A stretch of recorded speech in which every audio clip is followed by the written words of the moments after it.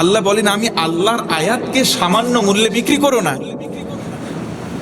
অনেক গভীরে কথা। দেখেন বাংলাদেশের একটা মসজিদ আছে, জাতীয় মসজিদ বাইতুল মোকাররম, নাম শুনেছেন আপনারা? অনেকে গিয়েছেন, অনেকে জানেন। এই যে আয়াত আল্লাহ কেন দিলেন, কি ব্যাপার? আল্লাহর আয়াতকে আবার সামান্য মূল্যে বিক্রি করা যায়? এটা কেমন করে?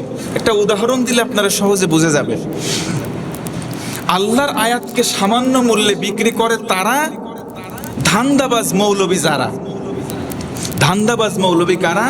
বাইতুল মোকাররমের সাবেক পলাতক যেই খতিব রয়েছে, তৎকালীন সময় নিয়োগপ্রাপ্ত, এখন তাকে আর খুঁজে পাওয়া যাচ্ছে না। তারা কি করছে?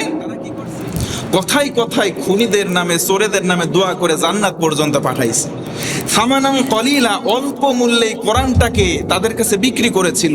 আল্লাহ বলেন এই কাজ যারা করবে, সামানাং কলিলা, আল্লাহ নিষেধাজ্ঞা দিলেন না, তোমরা খবরদার অল্প মূল্যে আমার এই আয়াতকে তাদের কাছে বিক্রি করো না। নাউজুবিল্লাহ বলেন। যদি অল্প মূল্যে কোরআনকে বিক্রি তারা না করতো, আজকে তাদের পালিয়ে থাকা লাগতো? সবাই বলেন লাগতো না। তার মানে এই মৌলবীদের ভিতরে, আমাদের ভিতরে জাত ভাইরা কিন্তু আমরা সবাই ভালো না। দাড়ি টুপি আর এই জুব্বা বড় বড় আলখেল্লা দেখলে আমাদেরকে ভালো বলার সুযোগ নাই।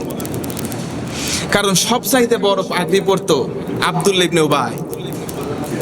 আব্দুল্লাহ ইবনে উবাই মুনাফিকদের সর্দার, নবীজির পেছনে সালাত আদায় করত, তার সঙ্গে তাওয়াফে জিয়ারত করত। এরপরেও তার মধ্যে নামধারী মুমিন হওয়ার পরেও নেফাকি থাকার কারণে মুনাফিকদের সর্দার বনে গিয়েছিল।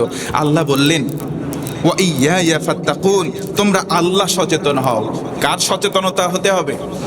আল্লাহ সচেতন হতে হবে। তার মানে আমরা মুত্তাকি হতে চাই। আল্লাহ বলেন সাবধান, তোমরা আল্লাহ সচেতন হও, সত্যকে মিথ্যার সঙ্গে আর হককে বাতিলের সঙ্গে মিশানো থেকে দূরে থাকো। ঘোষণা দিচ্ছেন কে? আজকে আমাদের সমাজে এই আয়াত আছে, এই আয়াত থেকে আমরা নামাজের দিনে তেলাওয়াত করি। অনেক সময় ছোট ছোট হাফেজে কোরআন কারি সাহেবরা তেলাওয়াত করে, কি মধুর টান দেয়। এই তেলাওয়াত শুনে শুনে তাদেরকে আমরা হাদিয়া দেই, পুরস্কার দেই। অথচ এই আয়াতের বিশ্লেষণ তাফসির যারা করে, হক ভাবে মানুষের সামনে প্রচার করতে চাই, আমরা ইতোপূর্বে দেখেছি তাদেরকে ধরে ধরে জেলখানার মধ্যে আটকানো হয়। অথচ আল্লাহ বলেন তোমরা তালবিসুল হক বিল বাতিল ওয়া তাকতুমুল হক ওয়া আনতুম তা'লামুন, সত্যকে মিথ্যার সঙ্গে মিশায়ও না, হককে বাতিলের সঙ্গে মিশায়ও না। কারণ রাত তো রাত, দিন তো দিন, আধারের সঙ্গে কখনো আলোর মিশ্রণ ঘটবে। আল্লাহ অন্য আয়াতে বলেন কুল জাআল হক ওয়া যাহাকাল বাতিল ইন্নাল বাতিলা কানা যাহুকা। বলুন সুবহানাল্লাহ। আল্লাহ বলেন সত্য চলে এসেছে, আর সত্য আসারই। ওয়া যাহাকাল বাতিল, আর মিথ্যা বাতিল পরাভূত হওয়ার।